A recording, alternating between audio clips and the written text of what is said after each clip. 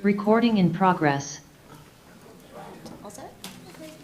Good evening, everybody, and welcome to the March 10th Friendly Planning Board meeting. This video is video and audio recorded, and the public can also dial in by phone at 312-626-6799 with the meeting ID 834-859-96424. So we'll start with some general business. At the last meeting, we closed the public hearing for 55 Constitution Boulevard, so we're looking to vote on that item. And the applicant has asked for one waiver to allow light spillage, light extending past the property line. Is there a motion to approve that waiver? Motion? Second? Excuse me, before you vote, Yeah. I just want to be sure. For the record, Todd Morgan, Beals Associates. There was actually, we saw that memo, there was actually several waivers that we had in our original application. Okay. So I just want to make sure that whichever way you decide to vote, all the waivers are actually included, instead of just the one. Amy, do you have that? The list by last- chance? I don't, but it's online. It'd be, oh, you're not giving online yet. I can run If you down want to through them. run through them, I had them Oh, on my yeah. notes, as that was the only one that was requested. So these were in the original application, and I think Beta commented on these as well. Waiver request 1, chapter 300, section 11 for stormwater management. Would you want to just give me that list? And I can Oh, sure. Might be easier. If you Oh, don't yeah. mind, I can return that when we're Yeah, done. sure. No problem, thank you. You're welcome.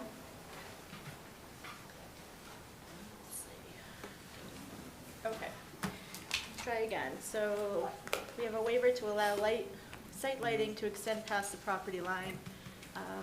Waiver for chapter 300, section 11, stormwater management. B1, culverts shall be designed to accommodate a 50-year frequency storm. Underground storm drains, catch basins, and related installations shall be designed to accommodate a 25-year frequency storm with a design velocity between 2.5 feet and 10.0 feet per second in high volume conditions greater than 15 cubic feet per second. Let's see, waiver number 2 is chapter 300, section 11, stormwater management B2. Waiver number 3 is chapter 300, section 11, stormwater management B3C. And waiver number 4 is chapter 311, stormwater management B3D. Waiver number 5, stormwater section 300, section 11, stormwater management B3E. And chapter 185, section 31.1. Let's see, yep, which is the one I read, to allow site lighting to extend past the property line. Is there a motion to approve those waivers? Sorry, through the chair. I just want to make sure, not knowing or like having it right in front of me, all those stormwater related waivers. Maybe this is a question through the chair to Gary. Remind me, are those all due to the fact that there are existing conditions and therefore some of those won't? I actually thought some of these had actually been taken care of. That's what I just want clarified, because if everything's been designed to actually take care of what otherwise a waiver is not now required for. I think the first one was taken care of. The second one, for example, is to let us use HDPE pipe instead of class 3 concrete pipe on the site. The next one had to do with a 12-inch weep hole in the bottom center of a catch basin. We really can't have that because it's an industrial use, so we can't have infiltrative catch basins. The number 4 had to do with a 4-inch base. A lot of times the manholes come with a base that's thicker than 4 inches of concrete. 5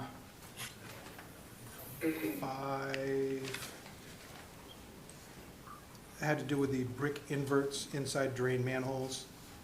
And then 6, as she mentioned, was the lighting. I guess I just want to like triple check that the town engineer and Beta feel comfortable Sure. with those. Sorry. If I may, just to address that, typically like the brick inverts for drain manholes, we usually don't require those anymore. We use concrete, poured concrete is usually fine. The thickness of the bottom slab of the manhole. Those are all, we have no issues with those types of waivers. The one thing you mentioned was the HDP pipe. Usually we allow those as far as the infiltration systems and the headers and connections to that. But actually manhole, catch basins, the board usually requires a concrete pipe for that. I think that was it. Okay, so we'll remove waiver number 1, and note that HDPE pipe will only be used in certain circumstances as noted by the town engineer. Okay, now I think we have it Okay, under control. yeah. Sorry, I didn't mean to like No, I rehash appreciate it, but it. I just Thank wanted to you. make sure we were Yeah. not allowing something we don't normally We're good. allow. I just should have never stood up. You should, thank you. No, thank All you. right, Thanks for clarifying. So we had a motion for those waivers. Second. All in favor? Aye. Okay, great. And then, let's see, we will make a motion to approve 50 Constitution Boulevard site plan. 55. 55, I apologize, Yep. 55. Second. All in favor? Aye. Sorry, guys, not used to doing this. Give me a break. I'll get in there. We're a team. I'll get there. Do you want your You did great. letter back? No, I got it. Thank you. Thank you very much. All right, next up we have, let's see, final bond release for Countryside Estates. Amy, you want to give us an update? Sure, thank you, Madam Chair. The town attorney, Mark Sorrell, recorded the final roadway. It was accepted by town council, and he brought it to the registry of deeds and had it recorded. We held on to $1,000, the tripartite agreement with the town. And the town attorney mentioned that it was $500 for the filing fee. But as of today, so there's a total of $1,000 with the tripartite agreement, but today I received a check from the owner applicant for $500 in lieu of taking the tripartite agreement money. So we're just here to release the tripartite agreement of $1,000. Okay, does anybody have any comments on that, or? Okay, make a motion to release all remaining funds, $1,000 for Countryside Estates. Second. All in favor? Aye. And then we have general business, meeting minutes approval for January 13th, 27th, and February 10th of 2025. Does anybody have any comments, additions, deletions? No? Okay, make a motion to approve January 13th and 27th and February 10th, 2025 meeting minutes. Second. All in favor? Aye. All right, we'll move on to public hearings. We have an initial public hearing for 50 Constitution Boulevard. I'll make a motion to open the public hearing. Make a motion to waive the reading. Oh, second, sorry. Second to open the reading. All in favor? Aye. We make a motion to waive the public hearing, the public hearing notice reading. Second. All in favor? Aye. Okay, great. Hi, want to introduce yourself? Good evening. Ray Hanna, representing Honeywell.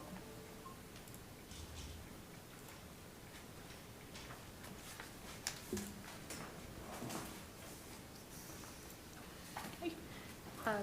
Amy, do you want to give us a quick summary, and then we'll go to the applicant to give us an overview? Sure, thanks, Madam Chair. So at the time of this letter, they had filed with us, it was a brand new application for solar panels. They're gonna be over the parking lot, and they're also gonna have a solar field at the current site that's there. They have filed with conservation. I do have a letter from DPW and fire. We just received, I think sometime last week, the funds for beta, so they've not had time to review it for tonight's meeting. So there's been 3 waivers requested from the plan, and then a decommissioning plan has been provided. Thank you. Would you like to give us an overview? Sure. Rich Tabazinski with Atlantic Design Engineers. And as it's been mentioned, that the site is at 50 Constitution Boulevard. It's where the Dell Technologies building is right now, over in the Franklin Industrial Park. No, And Sorry, Maxine, do you want to mute yourself? sorry. That's okay. Thank you. And so the proposed project is at the southern end of the existing facility there. And there's two types of solar facilities being proposed. One is a ground mount system, and the other is a canopy system.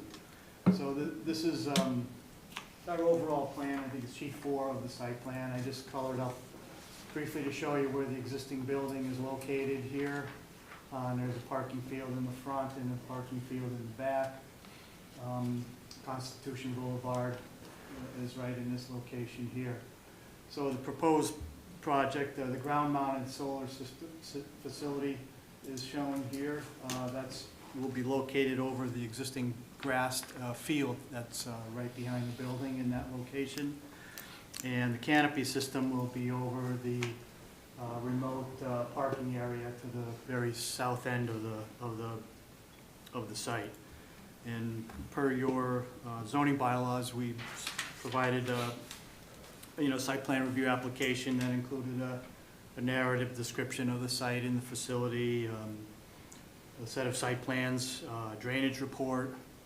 We also submitted some structural and electrical plans showing the facility layout from those standpoints.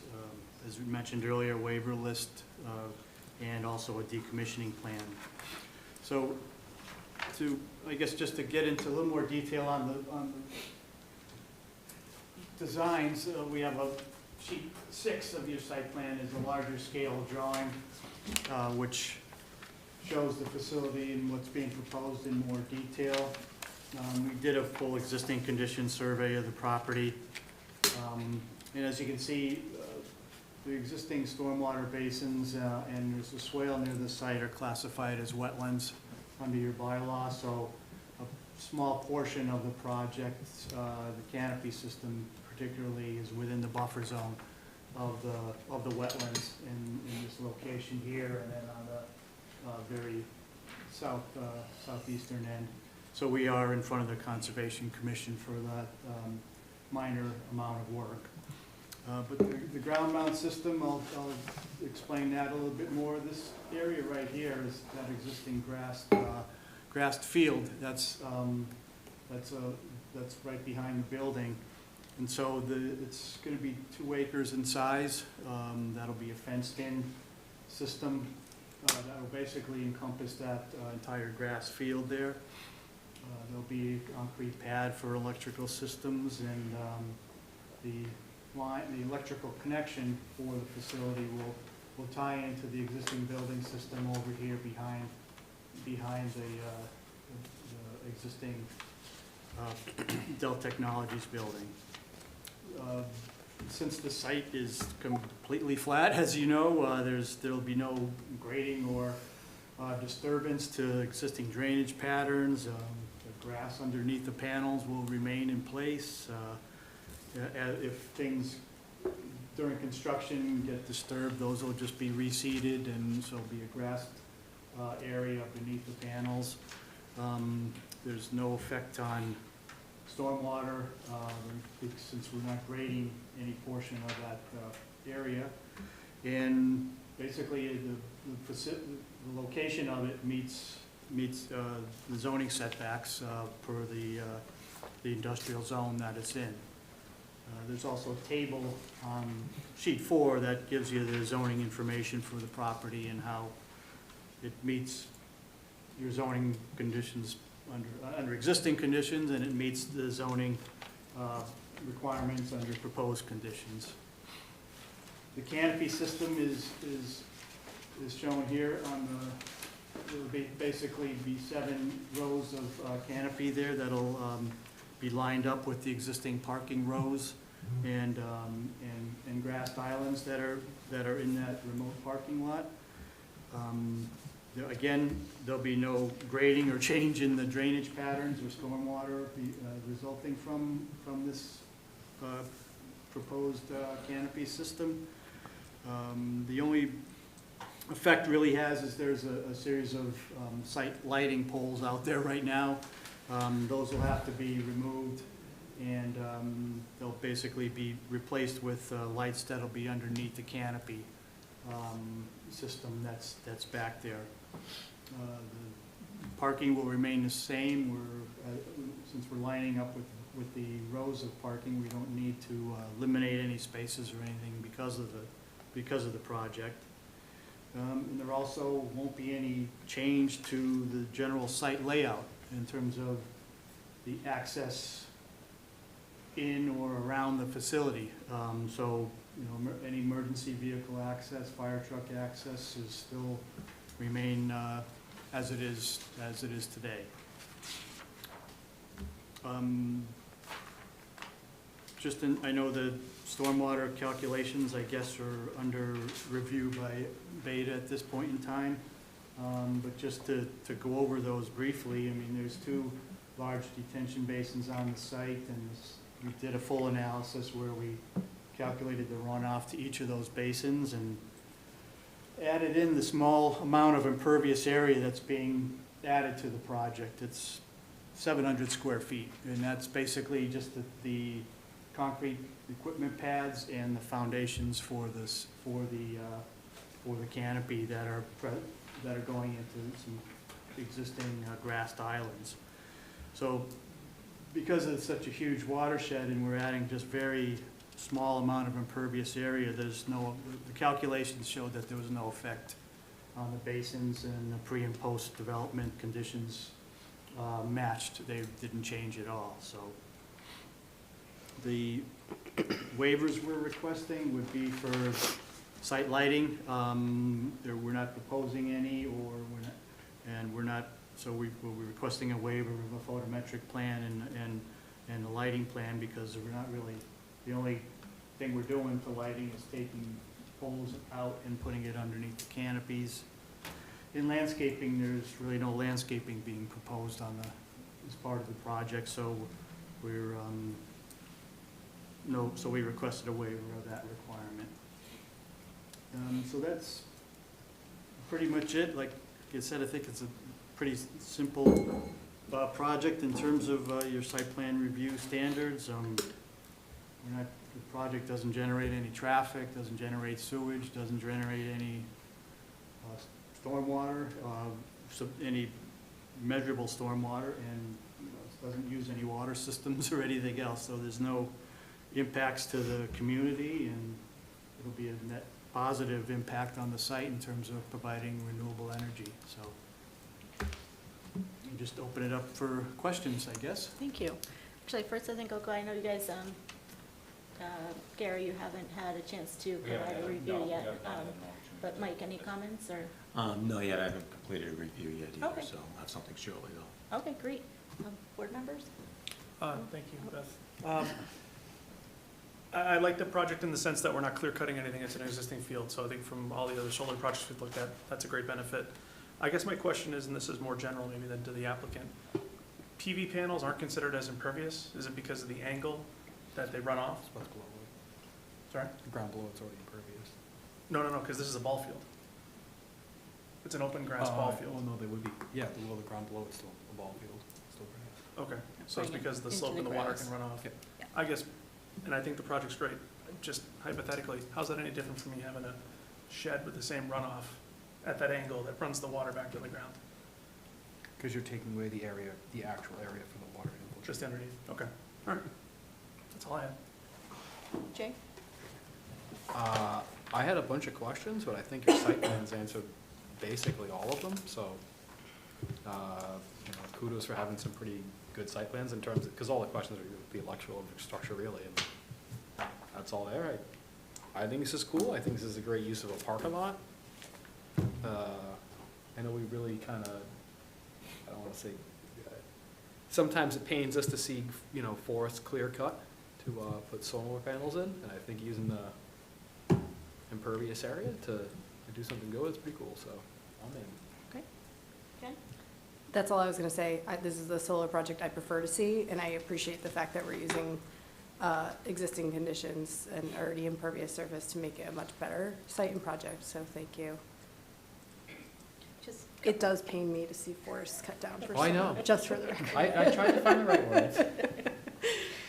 As far as your waiver request for snow storage, waiver of snow storage, just for emergency access, you will still be, you know, plowing between the ones that are covering the parking spaces, correct?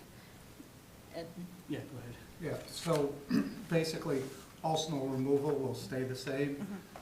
Any emergency first responder vehicles, the height of the canopies will be at 14 feet, and most emergency vehicles are 12 feet or less, but we have made sure that we're going to meet any height requirements for any specialty vehicles that Franklin has, and so we've met all those conditions. Okay. And then- I just wanted to make one last comment on the impervious piece. One of the reasons why it's not considered is that none of the solar panels are gasketed in between. So it's not like they're moving more than the length of the panel itself before it falls to the ground. So because it's not gasketed, it's not a sealed system, it's not a major watershed to the edge of the, each individual array. They only travel about 3 feet, and then they fall in between the panels. And so it creates a very similar type of watershed, whereas, like you were saying, you know, coming off of a roof, it's a very long way, so you have water velocity and things like that that could cause water runoff, whereas because this falls short, it doesn't have that same effect. Thank you, appreciate the clarity. Then can you just point out on your plan where the equipment is that's relevant to running this panels? Well, in pink is the proposed underground electric line. Mhm. So all the canopies will be tied to a line that will come to here. And then in this location, there'll be a series of pads with electrical equipment, transformers and whatnot in this location. That'll be within the fenced area. And then there'll be an underground electric line that'll tie to a relay area concrete pad that has electrical equipment right here behind the building. There's an existing transformer pad in that location, and this is the loading dock. It's right there, so that's where the electrical tie-in will be. Okay, very good. All right, well, seeing that we have some comments that need to come back from our engineer and peer reviewer, unless anybody else, oh, the public, any Public. comments out there in the public? Mark's on there too. And Mark, sorry, Mark, that's right, Mark's online tonight. Sorry, Mark. No worries. No, all my questions have been answered. Thank you. Okay. So no comments? All right, then we'll look to continue the hearing. Amy, what dates do we have? And- Can I just, I guess I have to ask, since the project is such a, I guess, benign project, is there a way that you could possibly close the hearing and conditionally approve it based on, you know, favorable review or based on Conservation Commission I would love to be able to do that for you, approval? but I don't feel comfortable not having any reviews by your town engineer or peer reviewer. So I think if all goes well and you can answer comments that they might have, I mean, how does the board feel about that? Yeah, Yeah. no, I mean, I think it's pretty standard, just wait for their comments to come back, but, Yeah. you know, I don't want to speak for the board, but I think it's as you pretty said, relatively straightforward. benign, this is pretty straightforward, I Yeah. don't see this, Yep. you know. But I do feel more comfortable waiting for the comments from Yep. peer reviewer and town engineer. So hopefully at the next meeting, if we can wrap up any outstanding comments that they might have, or maybe they don't have any, which would be even better, but we can move forward with closing the hearing or voting at the next meeting. So Thank you. what do we want? April 7th? April 7th? Okay. Make a motion to continue the public hearing for 55 Constitution Boulevard to April 7th. Second. All in favor? Aye. Okay, Okay, thank you. thank you.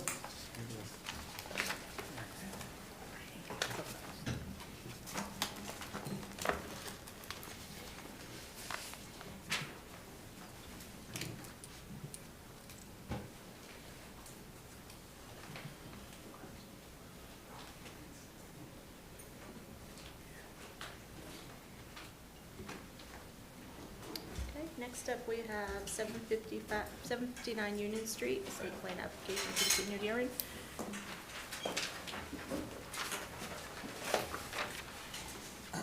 Good evening. Good evening. So, let's see, Amy, want to give us a brief review of where we're at? Sure.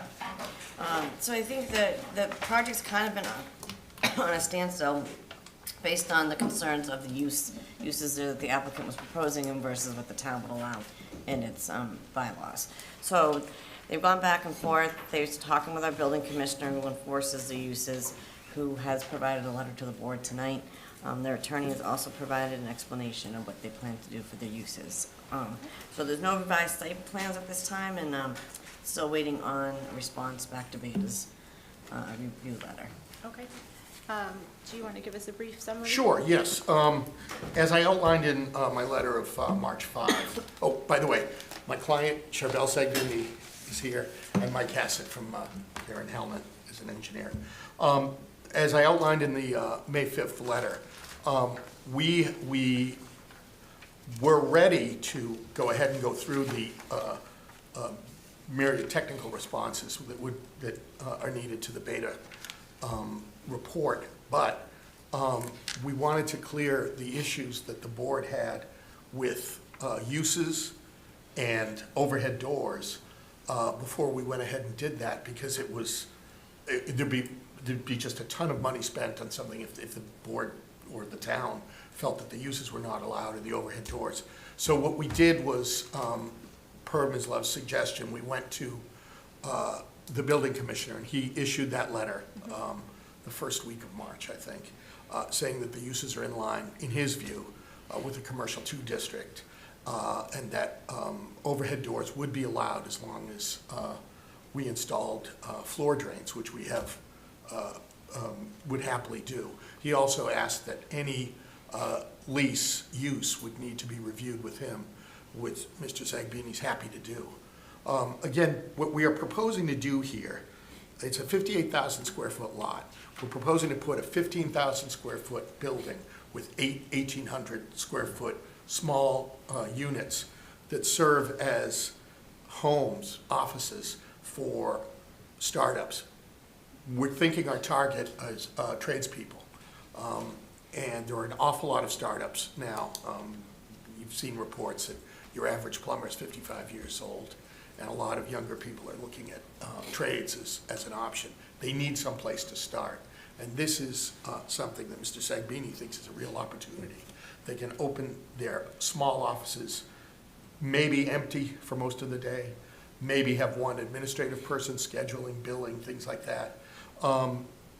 We do that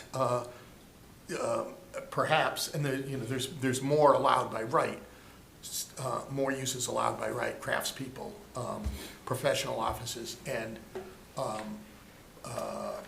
incubators, which are not defined really in many zoning codes, but the ones that do talk about they're there to assist in development of other businesses. So all of those essentially providing small office or in work bases.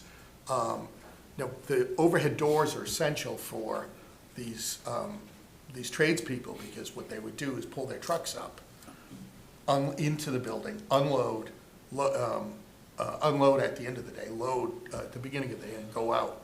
Other than that, it's envisioned that these units would be occupied by an administrative person handling the back office stuff.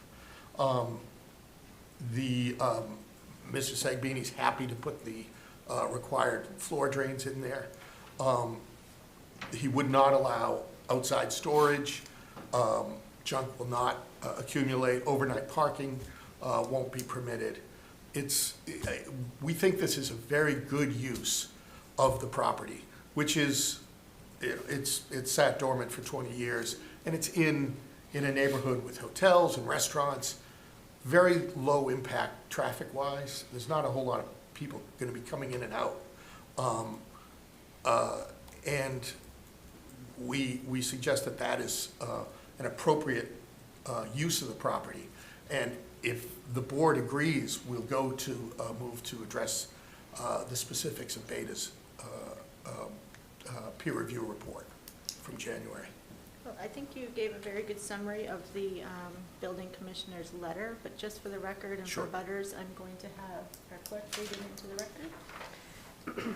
So on March 6th, the planning board members received a letter from Lloyd Brown, the building commissioner of the town of Franklin, on the topic of 75 Union Street. It says, "Dear members and chair, the uses allowed at the above noted property are referenced on page 185, 18.3 of the Franklin Zoning Code, Chapter 185. C7 reads as follows. The commercial 2 district is intended primarily for office, retail, service, trade, restaurant, and other commercial uses and limited industrial uses in a suburban commercial environment. Single and 2-family residential uses may also be permitted. It is my interpretation that the use that the proponent has proposed is allowed in C2. There are 4 homes that are in the same area as this property, and I believe the intent of the town's bylaws to allow the aforementioned uses to exist harmoniously with residential homes. There was mention during the public hearing of the proponent installing overhead doors. As long as the proponent installs floor drains under the Massachusetts Plumbing and Gas Code, the overhead doors are allowed. I would ask that the proponent agree to the stipulation. Every potential tenant that engages with the owner of the property must first propose the use to the Franklin Building Commissioner prior to signing any agreement to locate at 759 Union Street, Franklin, Mass. In addition, outside equipment storage may be treated the same as junk should it become a problem. I believe this letter will serve as meeting all concerns that the board or neighbors may have. Signed by Lloyd. So. Thank you. Gary, Mike, any comments? I know we have to address their letters at the next meeting, but. Yes, I have no comments on the zoning uses. I defer to the building commissioner on that. And we'll review the next set of plans. Okay, sounds good. Board members, any comments? I think for me, as long as we're stipulating and adhering to the commissioner's letter, I think that solves a lot of the problems and heartaches we were having on this one. And I think it makes the use a little more palatable. Jake? Yep, I would agree with that statement. Thank Following the you. We're letter. fully accepting all of Mr. Brown's terms. And then, anybody in the public wish to speak? Sure.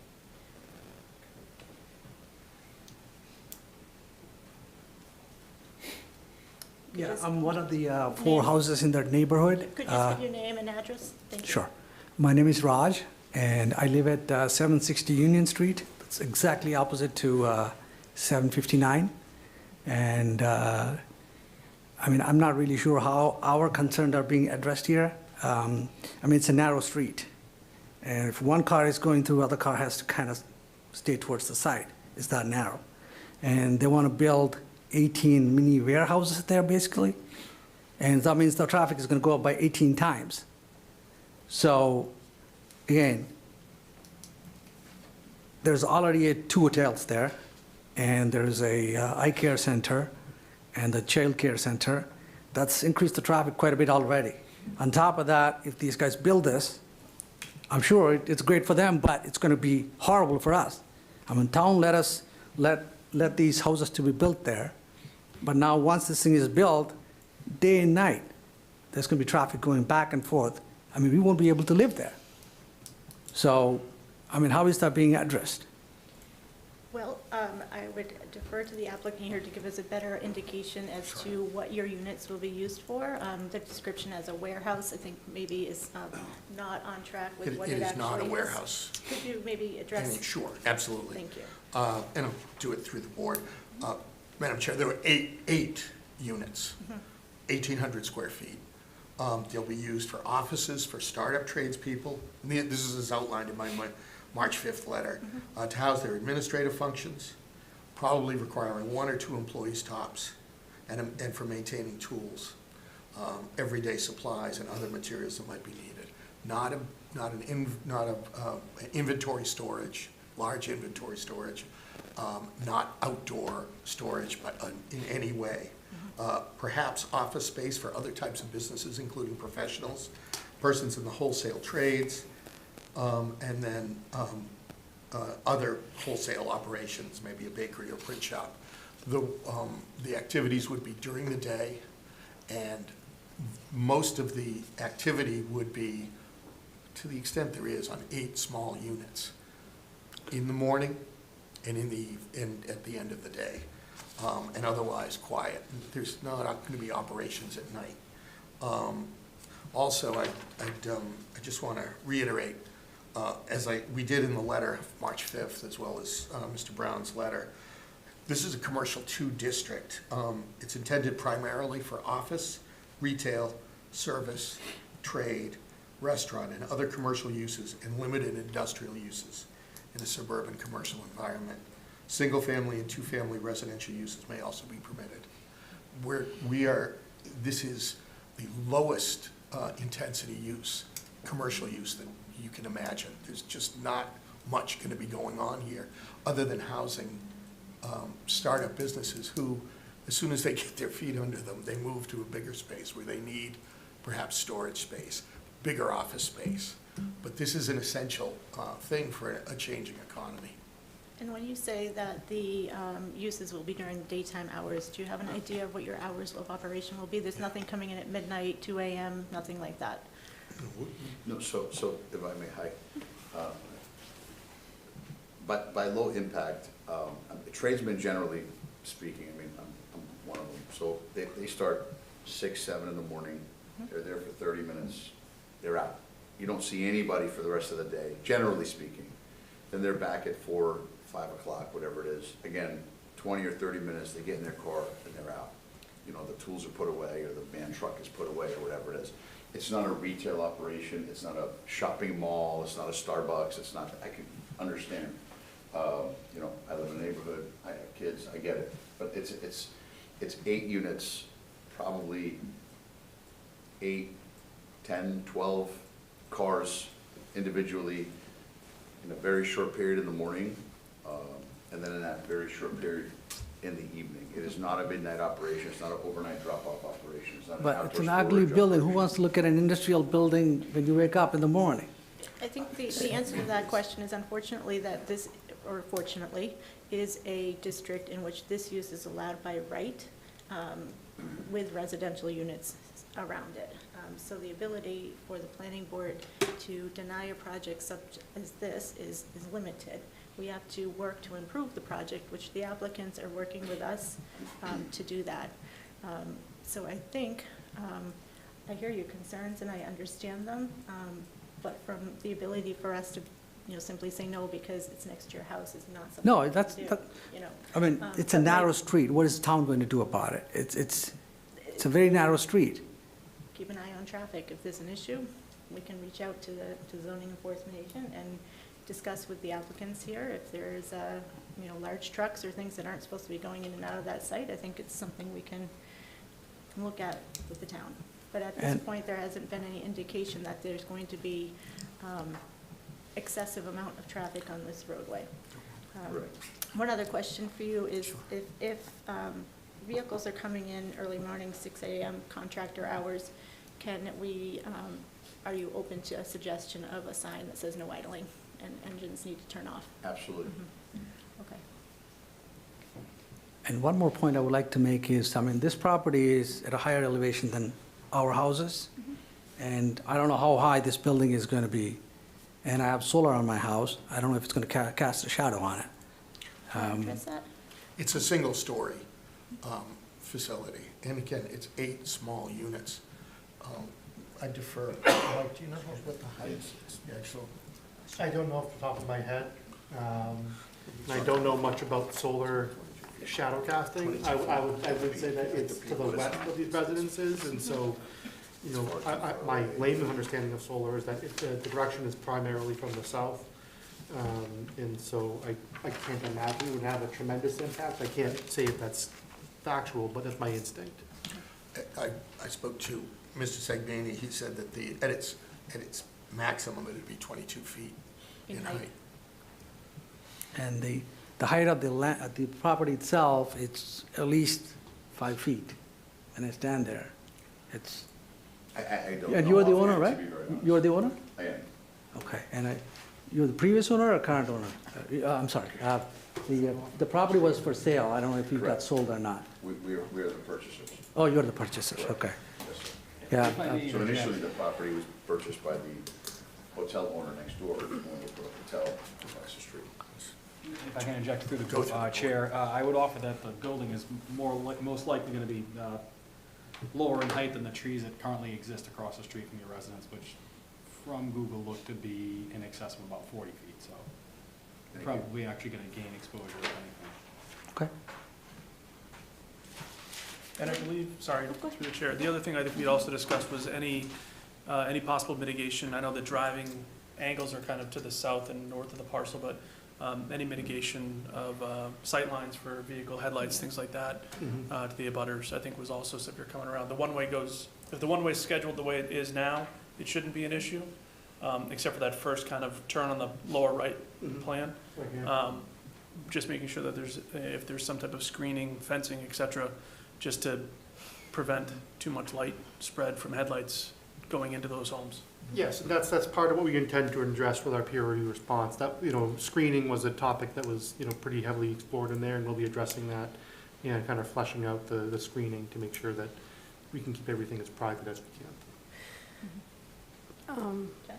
I just want to add to that. I actually, because the number of units and users and parking is so limited on the site, personally, I wonder if there is an opportunity to forego the one-way complete drive around, maintain more significant vegetation along the street edge, and instead keep the drive aisle kind of a two-way, maybe more generous, along the left, or I don't know if that's true, west, it looks like it is, west side of the site.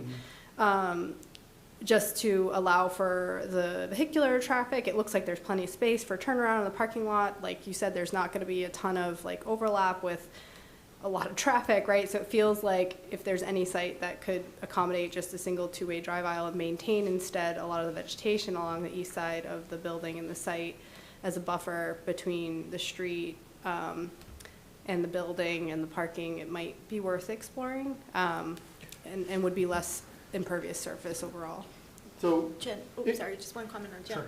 The only comment I have on that is would you still need to provide, access around the building for emergency vehicles? And that would be the That's correct. challenge. I think I agree with everything you said. That would be ideal if we could do it. I think the challenge is, larger vehicles like trash and fire. Right, I just didn't know because of the distance from the public way and the height of the building and the ability to get on three sides, if that would still be allowable. maybe Something worth looking into, maybe. Yes, Yeah, and I totally. think, the biggest challenge would be, if the fire truck gets here, how does it get out? And that would involve generally, backing up would be his only option. But we're happy to explore it and see if we can't come up with anything creative. Okay. I'm late to the party here. I wasn't involved in the December initial meeting, but I understand that the fire department issued a letter. I don't know if that was required. In other towns, commercial buildings, there's full access around the building. It's generally required. I know past projects, we haven't had it on all four sides, so I'm just, I understand the turnaround challenges, but there've been similar use projects where they haven't had it on all kind of four. a reduced roadway Yeah. to provide just access, so. Yeah, If we could do certainly you that. need pedestrian access, but I think it's worth looking into. Absolutely. Absolutely. Yeah. Yeah, another issue I have with this is it's going to bring down our property values because nobody would like to live there.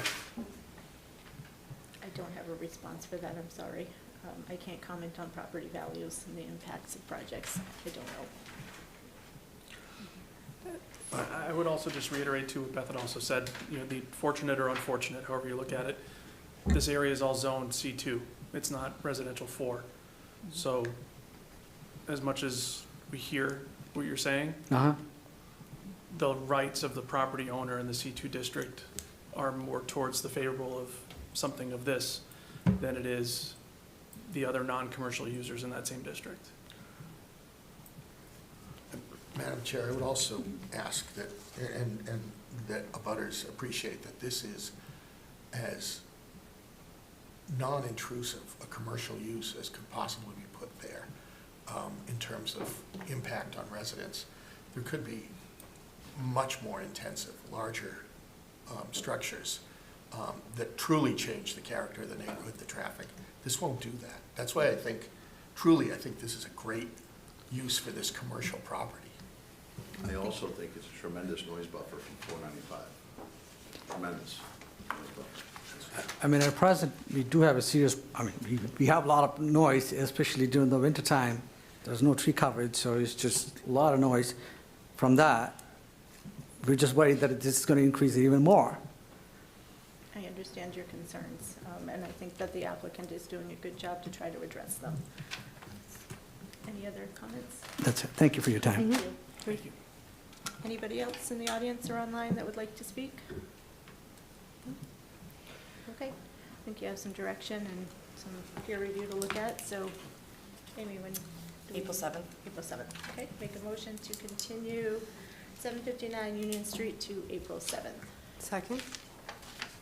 All in favor? Aye. Thank you for your time. Thank you very much. Appreciate it. Thanks.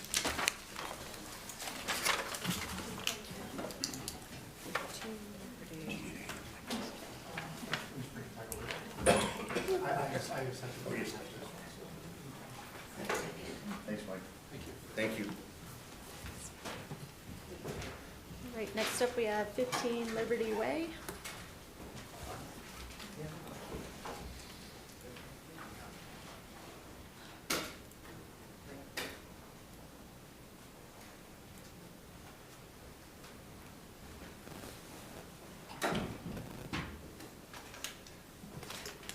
Good evening, Daniel Campbell on behalf of the applicant.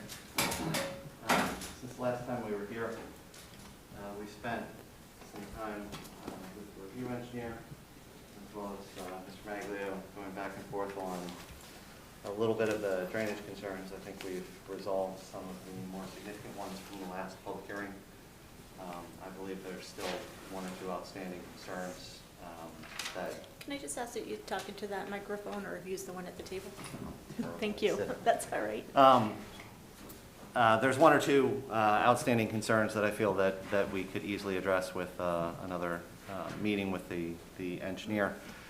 We simply just didn't have time today. We've done a little back and forth with minor modifications to the way that the plans present.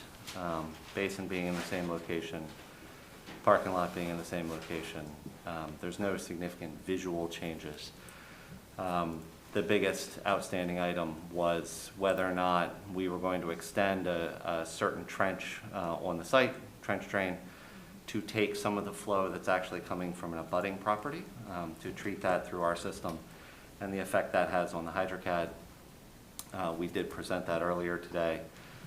Clearly, we haven't had a chance to go through it yet.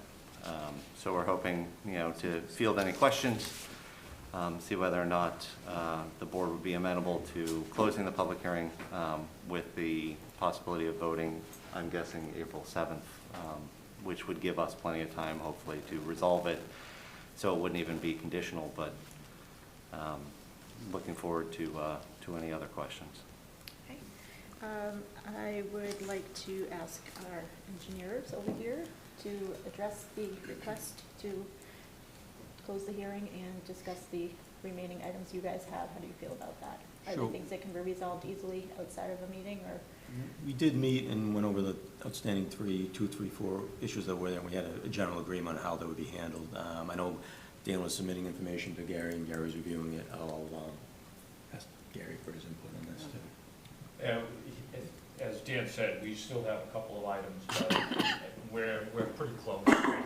And a lot of these are strictly some technical issues associated with some of the way that they've been diverting the water coming off of 70 Constitution.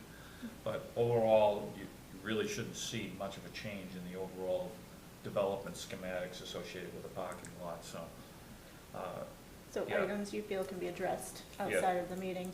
Yes, I think a lot of what we really need to see is we just need to see the revised calculations to be able to respond to the issues. And as I mentioned, we're on the same page as far as how things are being addressed. It's just a matter of seeing the final version. Board members, comments? How do you feel about things? I was going to say the only other outstanding issue was you wanted conservation to vote first, and they did do that approximately a week and a half ago. You did? Okay, Yes. great. Amy, any comments? No comments. Just if the board did choose to close the hearing tonight, it'll just be a general business item, so there's no date to continue it.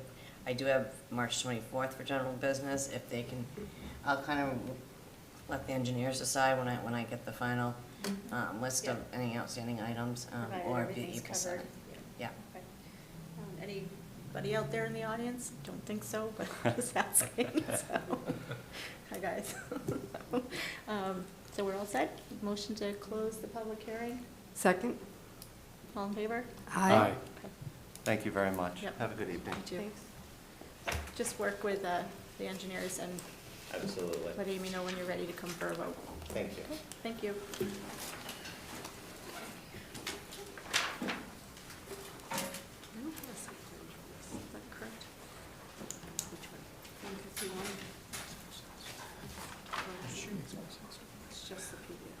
I'll give you a sketch when you send it to me.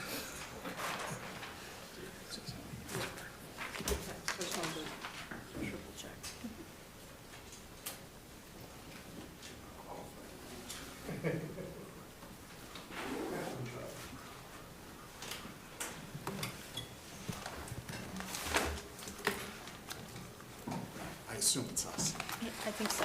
If you want to just introduce yourself. Yes, good evening, Madam Chair, members of the board. My name is Richard Cornett. I'm the attorney for the applicant, and I'm joined by, of course, Mike Hassett of Gary & Hellman, our consulting engineer. I should mention, I believe we also have Jeffrey Dirk from Van Ness and Associates, our consulting traffic engineer, also on the line tonight.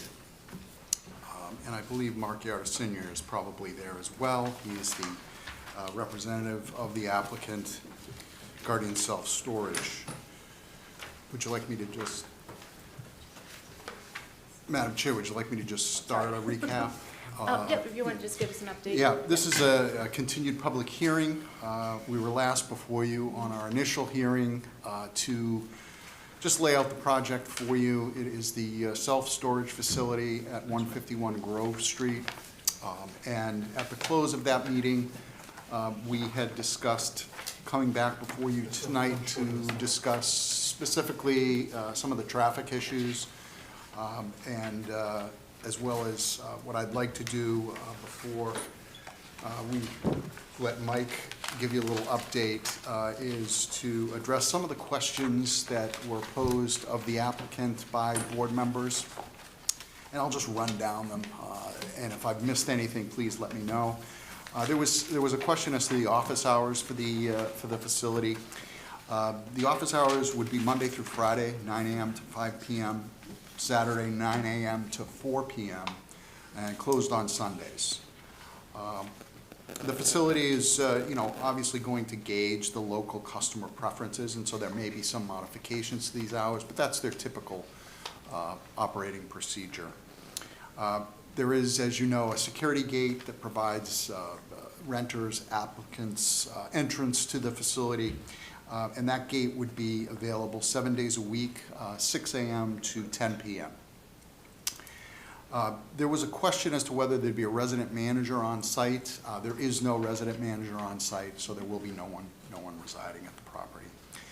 There was a question posed as to whether there would be truck rentals, and this facility will not offer truck rentals, U-Hauls, et cetera, at the location. I believe there was some conversation about waste and trash removal at the site. As you can imagine, this is a fairly unique site in that it's self-storage. And so by experience, the applicant is going to be requesting that they do not be asked to maintain a dumpster enclosure at the location. The office will generate a very minimal amount of trash and recyclables, which they will take off the property either through private delivery or private collection. The issue that they have at other facilities is even if they have a dumpster location enclosed and locked at the facility, it tends to encourage bad behavior where people with their goods maybe just will leave those items. Even if they can't gain access to the dumpster enclosure, they will just, it promotes, they see that and it promotes that kind of bad behavior. But I will mention that the facility is going to be monitored by about approximately 30 security cameras, motion alerted security cameras that the operator of the facility will be monitoring. And they do have a very stringent rules, procedure about how people are to behave, how they're to approach the facility, how they're to pull into the loading areas, and if there's any leaving of materials, that will be immediately addressed. So they address it when at the outset of their lease arrangement with a customer, and they will continue to monitor that both through the security gate system as well as their monitoring security cameras. And I should mention those cameras are 24/7. As far as loading at the facility, there was some discussion about how, because we are asking for a significant parking waiver, and again, because of the unique nature of this facility being self-storage, we are providing these 6 parking spaces that are immediately adjacent to the office. But as Mike will probably illustrate much better with maybe some of the renderings that we have, the buildings themselves, you'll notice on the, I believe it is on the east and the west side of the buildings, there are 2 doors that you will see. The rear of the building, or what we consider, and I may be getting my orientation wrong, Mike, but yeah, maybe if you could pull up one of them.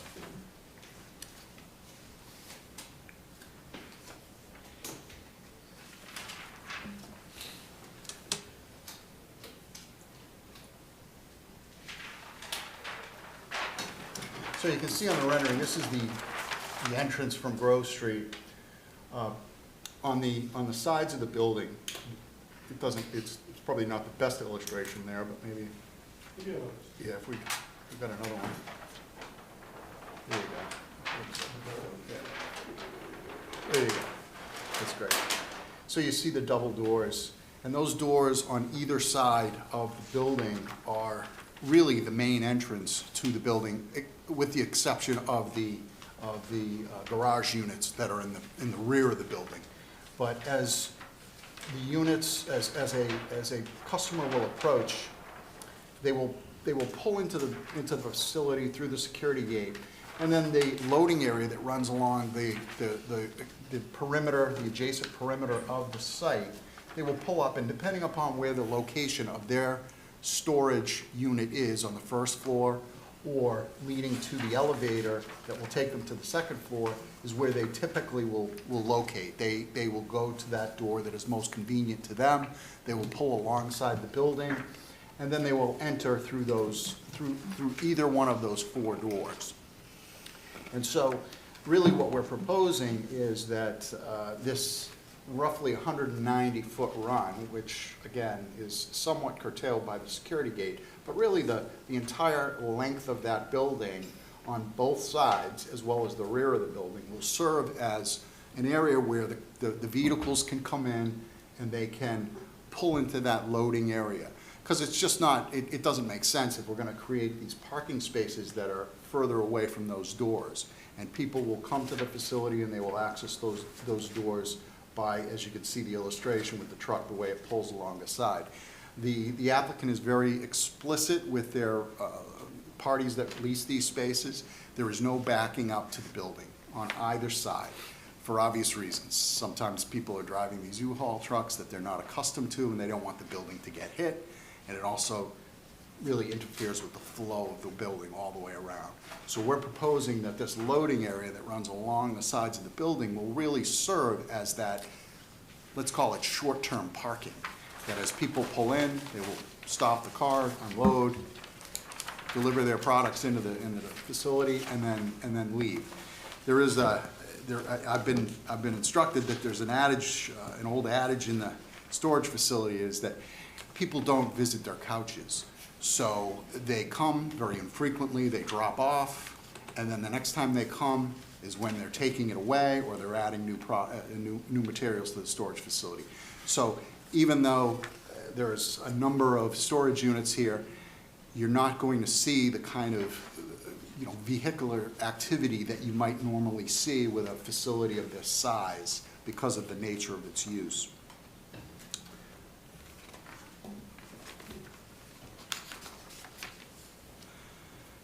And just to maybe conclude about the parking before I turn it over to Mike and then possibly Jeffrey Dirk, who's on the line. if we, the building size or length is 190 feet in linear feet on either side, your average U-Haul truck is anywhere from 10 feet to 26 feet on the real high end. So we, if we're looking at, the capacity of how many vehicles could pull into these loading zone areas along the side of the building, you might be talking about maybe 6 vehicles on either side, maybe 6 in the rear. So you're talking about maybe 18 plus the 6 parking spaces. So when you're considering the waiver of the parking that they're requesting, at least take that into consideration, that the use of the paved areas and the approaches for the vehicles is a little unconventional than you're typically used to seeing with 9 feet by 19-foot parking spaces. But this is a very unique use for the site. So with that, Mike, I don't know if you wanted to walk them through. Yeah, I can provide a brief update on the revisions so far. So on this ortho photo, you can see it's like an aerial photo with a site plan overlaid. One of the things that we did after last meeting was realign this driveway so that it comes in even with Kenwood Circle. That was one of the requests of everybody, and so we did that. The benefit of that is it does provide additional screening and separation from this trail. That was a point of interest at the last hearing, so we moved the roadway away. I believe it's somewhere around 10 feet further away from the trail. By doing that, that'll allow us to preserve a larger existing buffer, not have to clear quite as close to the property line. And looking at it, we anticipate that we'll be preserving about 20 to 25 feet of existing woods, both on and off our property. So there'll be like a 25-foot strip kind of all the way through here until you get back here, and then it flares out. And I think the most you get is like 40 or 45 feet of natural woods that will remain.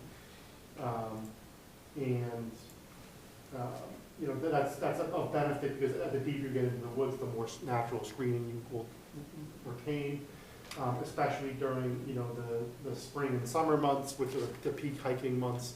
That's when the natural vegetation will be thickest. And we're also proposing deer-resistant evergreen species as screening along the building, and then I think it's red maple along the driveway through here. So it's a mix of trying to preserve as much natural screening as we can, and reinforcing with additional screening plants as we can through here. So we think that helps quite a bit. I'll let Jeff Dirk speak to it more, but we did have the site distance evaluated here. His report came back that there's adequate site distance, provided that we provide some vegetation trimming looking to the north. We're happy to do that. There's been some other revisions that aren't quite depicted on here yet, but we've made some revisions to the stormwater for peer review comments. We pulled that away from the wetlands to meet the 50-foot setback to the wetlands. And I believe we're in the process of completing the rest of the revisions. So we haven't fully gotten those submitted yet. We want to give you an update tonight on that. And then he's kind of gone through it already. But this is the rendering of the site. You can see it's gated. We've added some of the HVAC equipment and other mechanical pads that would be in here by bollards. It's mirrored on the other side. As he said, it's gated. Something, Rich, I don't know if you wanted to go into, was the requested waiver for the Cape Cod berm. The applicant is proposing to install vertical granite or vertical concrete all the way up to these private gated areas, and then once you get inside the gate, to switch to the Cape Cod berm. I believe their primary concern with that was maintenance. They were worried that the vertical granite was going to be damaged by the plows, but I think Rich, you spoke more with Mark on that and might be able to elaborate more eloquently than I can on the request. Well, no, I think that is it, and I also think that you know, we've educated the applicant about the board's preference for vertical granite, and that's why you see it in the critical entry areas as well as in the parking areas. But it does seem to be a bit of an overkill for those areas beyond the security gate around the back of the building. And we believe, the applicant believes that the Cape Cod berm would be sufficient in those areas.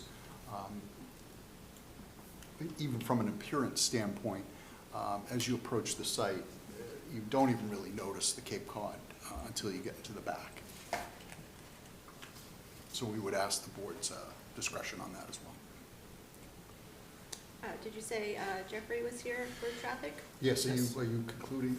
Yes, I believe Jeffrey Dirk is online. I saw him at one point. Jeff, if you might introduce yourself, thank you. Good evening, Jeff. Thank you. Good evening, Madam Chairperson, and members of the board. For the record, Jeffrey Dirk with Vanessa & Associates, and we're the transportation consultants for the project. So we, I think as you'd heard, we were asked to go and look at the sight lines at the access point into the property, which we've done, and the plan that's been presented to you tonight reflects the recommendations that we had as a result of that site distance assessment. So the first thing that we undertook in relation to the site distance assessment was to look at the speed of traffic actually driving along Grove Street to determine what the required sight lines would be for the driveway. So just prior to the school vacation period in February, we performed vehicle travel speed measurements over a 2-day period along Grove Street at the location of where the driveway is. The speed limit in that area is 40 miles an hour. Those of you, I know you're very familiar with the area. Just to the north of the site, there's a curve in Grove Street. So it curves away from the project site as you're heading northbound. So what we found when we looked at the vehicle travel speeds is that we had a higher travel speed going northbound, so into the curve, which was closer to 40 miles an hour. Heading toward the site, because of the curvature in the roadway, the speed that we had measured, or the prevailing travel speed, was closer to about 35 miles an hour. So given that the posted speed limit is 40 miles an hour, we performed our site distance assessment based on the posted speed limit, because that's the speed that you legally are able to travel. But also, as we looked at those speed measurements, most of the traffic was going just about at the posted speed limit, acknowledging that as you're traveling southbound, because of the curve, vehicles might be going a little bit slower, but you can travel at 40 miles an hour, so that's the speed that we should be assessing sight lines at. So the first recommendation we had relative to sight lines, and it really was a geometric consideration, was aligning the driveway with Kenwood Circle, which you see that's been taken care of as a part of the current revision to the site plan that's before you. As it relates to the sight lines, at 40 miles an hour, if a vehicle is approaching the driveway, in worst case scenario, someone pulls out of the driveway and stalls right in the middle of Grove Street. If you're driving along Grove Street and you're traveling at 40 miles an hour, you need to be able to see that vehicle at a distance of 305 feet from where the vehicle would be stopped in the roadway. So going back from the driveway 305 feet, if you can see that vehicle at that point, you can apply the brakes and stop without striking the vehicle. So as we look at that 305 distance, if you are approaching the driveway from the north, so traveling, approaching from the south, traveling northbound, what the sight distance that we measured was about well over 500 feet in that direction. So we didn't require any sightline improvements to be made if you're approaching from the south traveling northbound. If you're approaching from the north traveling southbound, the curve in the road does present some sight distance limitations, and it's really the curvature of the road combined with roadside vegetation, but also there's the slight embankment, so a slight grading that takes place within the public right-of-way to the north of the driveway that may need to get modified. So we had recommended, as you heard tonight, that there's some selective trimming of vegetation to the north of the driveway. It doesn't mean wholesale clear cutting, but it does mean within the right-of-way some limbing up of some of the tree branches that are there. And there may be the need, after that's done, to the extent that there still is a little bit of sight distance limitation, is a minor regrading. It does not require anything more than maybe some reworking of the shoulder area along the edge of Grove Street, again, within the public right-of-way. to take place. And I believe the applicant is committed to undertaking those improvements contingent with any approvals that may be necessary from the town. So that concludes the additional work that we've undertaken as a part of the project. As you probably know, self-storage facilities, as it relates to trip generation and traffic impacts, they're very low traffic generators, and that really goes in line with what was just being discussed as it relates to the parking requirements. Don't need a lot of parking because it's not generating a lot of traffic over the course of any 1 hour of the day. So I'd be happy to answer any questions the board has now or later on this evening. Thank you, Jeffrey. Go over to our staff over here, Amy, Mike, Gary. Sure, Madam Chair. Given that there wasn't any revised plans submitted prior to the meetings, so we didn't really have too many comments, I tried to just kind of outline some of the comments that the board had at the last meeting, which Mr. Canetta kind of addressed all the comments from the last meeting, so I have no further comment. Okay. Mike, Gary, same for you guys, or? We're waiting for the revised plans for our next review. Great. Gary, you too? Yeah, we're in the same boat, we're waiting for the revised plans, Okay. but one of the things I will comment on is that when you look at the site plan, there is a swale going around the outside from the rear and to the left side. So there's gonna be very little opportunity for vegetation associated or any type of screening along that side. Although the fence line is up on the top of the mound, so I think part of our recommendation was maybe to naturalize the area beyond the limits of the fence line. But they did have some trees over there, and I think one of our recommendations was rather than put them in the swale, try and push them up to the far side. And I can speak to that just a little bit too. So we're happy to provide any screening that's required. We do note that what the abutter on this side is a commercial industrial use with loading docks in this area. So, there's no residences in the area. It's a commercial / industrial area. And so the impact of screening isn't as great as you might expect if you were abutting residences. Nobody in the loading dock is gonna say, well, we can see that they're building over there. It's not a critical thing to screen from a public interest point of view, in my opinion. If this was a neighborhood, we understand that the board would want, intensive screening to avoid that impact, but where you're looking at the loading dock, it's kind of, a low impact visibility area. I'm just having a hard time seeing from here, and my glasses Sure. do justice. Mhm. Could you just point out where your limit of work is on those areas? So this is the property line right here, this Mhm. stone wall right through here. Yep. And so they have some existing vegetation and trees on their property that obviously we won't be disturbing at all. And then if it's the board's, discretion to have us plant additional screening or fencing in here to provide that screening, I think the applicant's happy to meet that I think the requirement. reason I'm asking that is because from here, you can see trees along the property line. Are those coming out then? Inside? Do you guys know what I'm referencing? Between the property line and between the edge of the pavement. Thanks, Chris. Yeah, there's some significant grading in here that would have to affect most of these trees. And so I think we'd have to, if we're looking to have vegetative screening in there on our side of the property line, it's gonna have to be planted as part of the project. And then along the, I guess, western side, where you said this, where Gary pointed out the swale, in that area too, between the property line and the paving is coming out as well? A good portion of it, yes. But this is all vegetation, this is all the vacant forest, the state forest in through here. And so there's nobody over here that would need the additional screening. They'd have the natural vegetation. It's, I think you're maybe, 30, 40 feet into the state forest. You're gonna have all that existing forest that hide the view of the project. So I think for me, and I'm only speaking for myself, I'll defer to the others on the board, I can understand closest to the other industrial property there to the south, but on the western side where you're putting in the berm, I think to Gary's suggestion, perhaps naturalizing the area behind would make sense. That sounds acceptable to us. We'll look at it. But defer to the other board members on your comments on that. Thoughts? I have the same, I was gonna say, whatever, let's say there's 3 trees you had to put on the south side, put them on the west or the north. You know, the industrial neighbor isn't gonna care, I don't think, or no. Right. So I would say dense up those other sides more than anything. I agree. Yeah, I would just generally like to see as many trees preserved as possible. It gives me a lot of heartache to see an entire site completely clear-cutted for the most part. At least from what I could, I mean, your landscape plan showed a handful of trees on it. It was unclear to me a little bit of what was fully being disturbed on the site.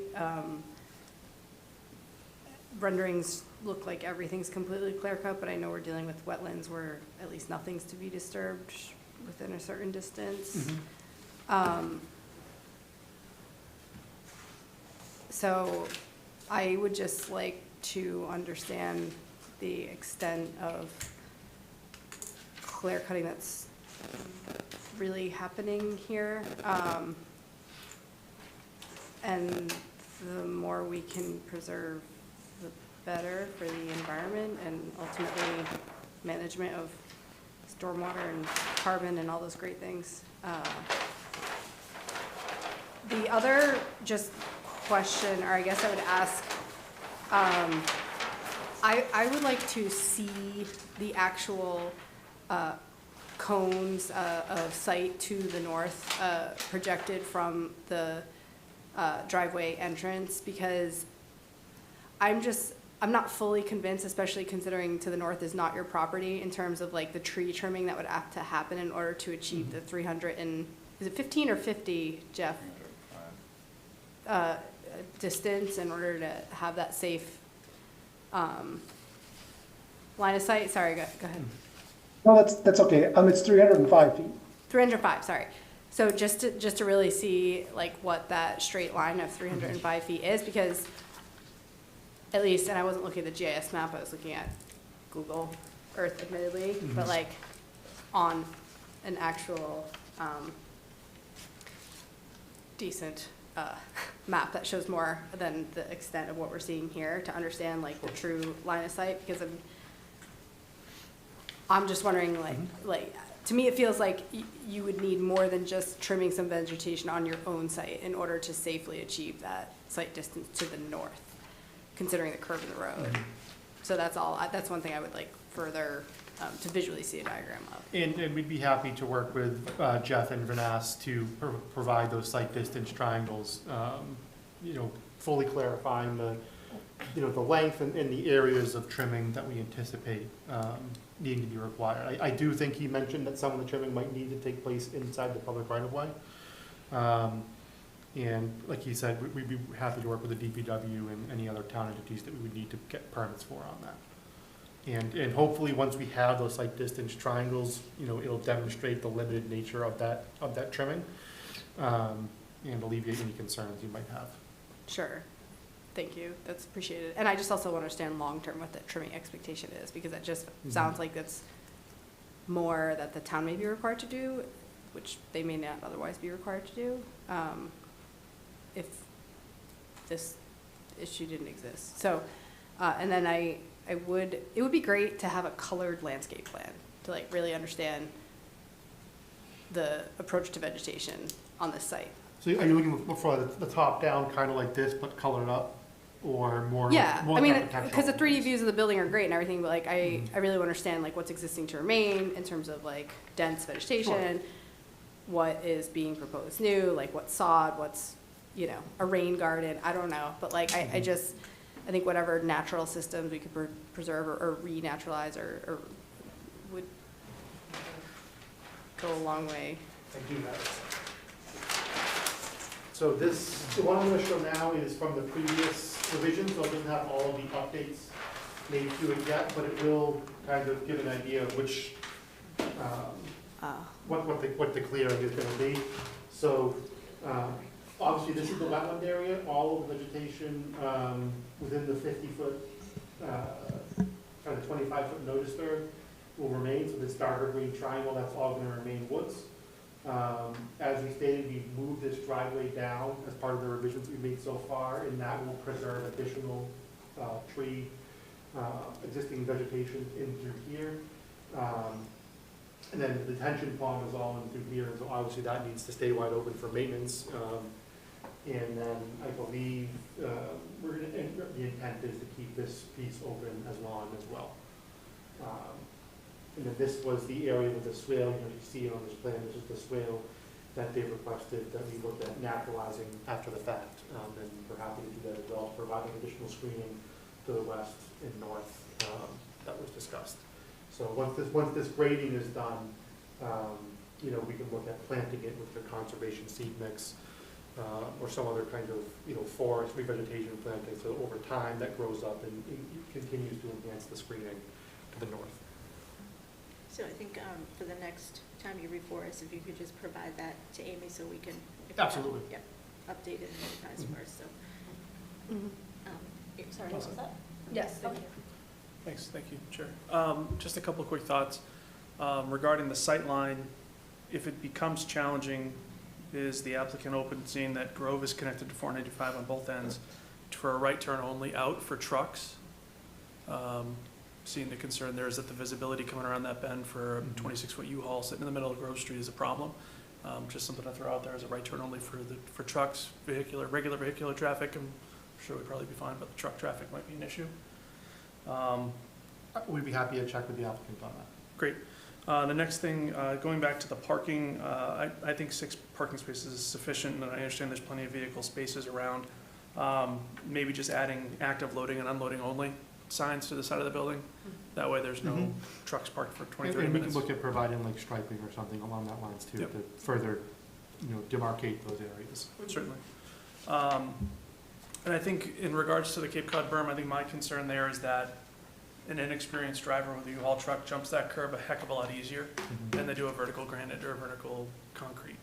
So I think for that standpoint, and particularly how close the pavement is to the sidelines to the north, the south, obviously there's going to be a giant elevation change, but I think that would be a vote for me on sticking with the concrete or granite instead of the Cape Cod berm. And lastly, I would say the benefit to the applicant, if this was adjacent to the highway, seeing the building from the highway is great for visibility. It's a quasi-retail operation, right, with the self-storage. I think whatever we can do around that detention basin to eliminate the clearing, you're gonna have this great sign at the street end. Yep. It's a destination location by all real accounts. So whatever we can leave between the detention basin and the adjusted road or driveway, I think would be a huge savings. Yes, and I know one of the applicant's interest is making sure that he has some site visibility from the street, given how far setback this is from the road.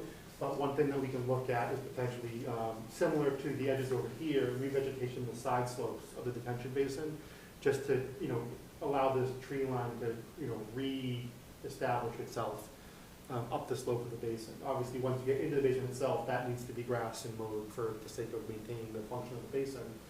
But we can look at, you know, revegetate up and through here, and so then, you know, you're only looking at this area here, that would be, you know, open grass vegetation to provide visibility to the building, but still narrowing it down to, you know, to limit the impact. Great, that's all I have. I guess the only thing is the berm, really, for me. I personally don't have a problem with it. The berm meeting the curbing or the berm meeting the berm on for planting? Oh, the swale there? Swale, sorry. No worries.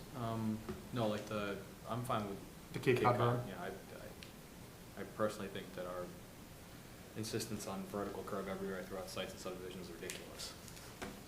How about on the entryways though? No, yeah, keep it in the entryways, yeah. I mean, I think that's, And we just wanted to provide, you know, the visual look the town wants on all the publicly visible areas, but once you get into the back areas, which are screened by fence and other screening, what functions best on this site in the eyes of the applicant is the Cape Cod berm. And, you know, your you know, concern about them being able to jump it easier is noted, but I would look at it from a different perspective, where the consequences of them jumping it. you know, a Cape Cod berm is more tolerant of that kind of interaction, whereas if they hit it with the rim of that tire, it could damage the curbing, you know, it's. Yeah, Cape Cod berm is recoverable curbing. Right, and it's more easily repairable as well. And so, you know, long-term, he's committed to having a long, you know, good-looking site, you know, in perpetuity. And so having something that's easier to maintain and isn't quite as expensive to maintain is an incentive for him to maintain it. You know, if it's something that's really expensive to replace, he's more likely to leave it rather than replace it. But if it's something that, you know, is easily repairable in place with, you know, with asphalt, it's something that's more likely to be repaired. Honestly, if it was asphalt curb, I would be against it because of the maintenance issues, but I feel like you've got half the maintenance issues or less with asphalt berm, so. Yeah. Jen, any comments on curbing? I just think we require it of all our applicants. Standards exist for a reason. So I would err on the side of granite or sparkle concrete. But Correct me if I'm wrong, I don't think it's a standard to have it throughout the site, I think it's just kind of I think it's, the rule is within 10 feet of the right of way.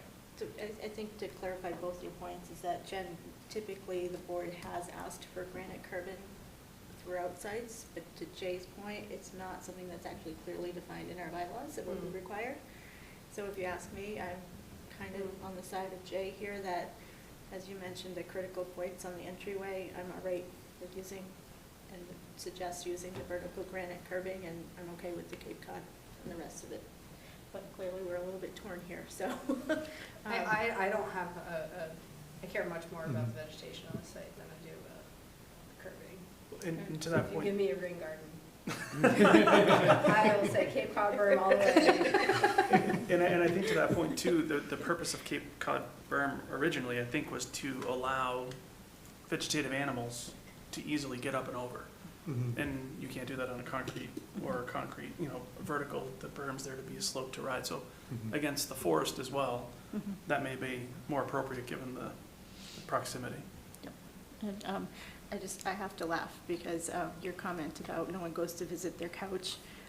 I know. My comment to that one is, and I know Mr. Yaderson does not own the site anymore, but unless you're adjacent to Gillette Stadium, people went to visit their couches quite often on game days. So, I but stand corrected. I can speak to the fact that his site, when he did own it, was in tip-top shape. So I understand he will take care of the site, provided he's the owner.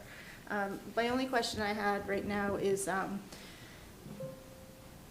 asking for the waiver for no dumpster, and you note that, you know, you have security cameras all around and you'll be addressing anything that's left on site. How do you deal with the folks that come abandon a unit or have items that they're cleaning out and then say, I don't want my couch, and they put it on the side of the road? How do you get rid of those and address that? Well, I believe there are some statutory remedies for this situation when you deal with someone that is either abandoning their property. So I won't speak to those specifically, but I can just, I did discuss this with Mr. Yardisarnia, and again, he did reiterate that they're a very modern approach to these facilities where they have these motion cameras. They are very adamant with their rules and bylaws. They fine and they seek to levy fines on individuals who disobey the rules. You know, and to your point, there's a lot that goes into making these facilities look great, and they are very vested in doing that, because as you approach one of these facilities and you make an election to rent space there, the worst marketing you can have is the unkempt nature of it, where you see, you know, anything that's visible. And so they are very adamant about enforcing those rules, and I think that their experience in the industry would be indicative of that. So I hope that addresses that. And I have neglected asking Mark for most of these hearings tonight. Do you have any comments, Mark? Sorry. Thank you, Beth. No, most of my comments, questions were answered by you all. My main concern was to reestablish all the trees and to the north and to the west, but otherwise everything's been asked, and thank you. And there's nobody in the audience, kind of feel like a Ferris Bueller's moment right now. Bueller, anybody out there? So with no comments from anybody, I think we have some things to look at, and otherwise, when are we moving on to? April 7th. Okay. Anybody else? We're good? Okay, make a motion to continue to April 7th. Second. All in favor? Aye. Great. Thank you. Thank you. Anything else? Anybody? No?